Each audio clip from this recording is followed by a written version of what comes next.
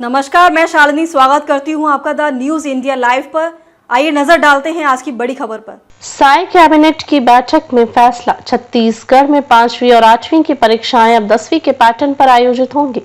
शिक्षा विभाग को दी गई जिम्मेदारी। छत्तीसगढ़ में एक बार फिर 5वीं और 8वीं कक्षा की परीक्षाएं 10वीं बोर्ड परीक्षा की तर्ज पर आयोजित की जाएंगी। स्कूल शिक्षा विभाग को इसकी जिम्मेदारी दी गई है। शिक्षा का स्तर सुधारने के लिए विष्णुदेव साय सरकार ने यह महत्वपूर्ण फैसला लिया है। इसी तरह कई अन्य महत्वपूर्ण फैसले साय कैबिनेट की बैठक में लिए गए। उप मुख्यमंत्री अरुण साव ने बताया कि हाउसिंग बोर्ड द्वारा फ्री होल्ड किए गए आवासीय भूखंडों को डायवर्शन शुल्क तथा जुर्माने से छूट दी गई है। इसी तरह हाउसिंग बोर्ड को भी जमीनों को आवासीय में बदलने के लिए डायवर्शन शुल्क, प्रीमियम, जुर्माना एवं भू राजस्व के पुनः निर्धारण से छूट देने का निर्णय लिया गया। उन्होंने बताया कि पीडीएस में बांटे जाने वाले चने के लिए नान को इसकी खरीदी ई ऑक्शन से करने की अनुमति दी गई है। 5वीं 8वीं के केंद्रीय होने का मतलब, अब पूरे प्रदेश में यह परीक्षा एक समय सारणी के साथ आयोजित की जाएगी। एक जैसा पेपर होगा। अभी तक यह परीक्षा कभी जिला स्तर पर तो कभी स्कूल स्तर पर होती थी। पेपर भी जिला व स्कूल स्तर पर तैयार होते थे।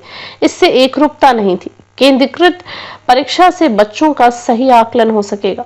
सियासी आंदोलनों से जुड़े 54 कोर्ट केस वापस होंगे। राजनीतिक आंदोलनों से जुड़े 54 प्रकरणों को न्यायालय से वापस लेने के लिए कार्रवाई किए जाने का अनुमोदन किया गया है। मक्का तथा प्रधानमंत्री अन्नदाता आय संरक्षण अभियान में दलहन, तिलहन और रबी फसल के लिए चना, मसूर एवं सरसों की खरीदी के लिए नेफेड एवं एनसीसीएफ को प्रोक्योरमेंट एजेंसी बनाया जाएगा। किसानों को उन्नत किस्म की बीजों की उपलब्धता के लिए केंद्र द्वारा empanelled central nodal seed agency से सीधे बीज खरीद सकेंगे। इसके लिए बीज निगम को छूट दी गई है। हरित ऊर्जा शुल्क में प्रत्येक 5 साल के बाद 25% की वृद्धि का भी प्रावधान था। इसे भी समाप्त कर दिया गया है। इससे राज्य में जल विद्युत परियोजनाएं एवं ग्रीन एनर्जी के उत्पादन को बढ़ावा मिलेगा। हुडको 5 साल में देगा 1 लाख करोड़ की मदद।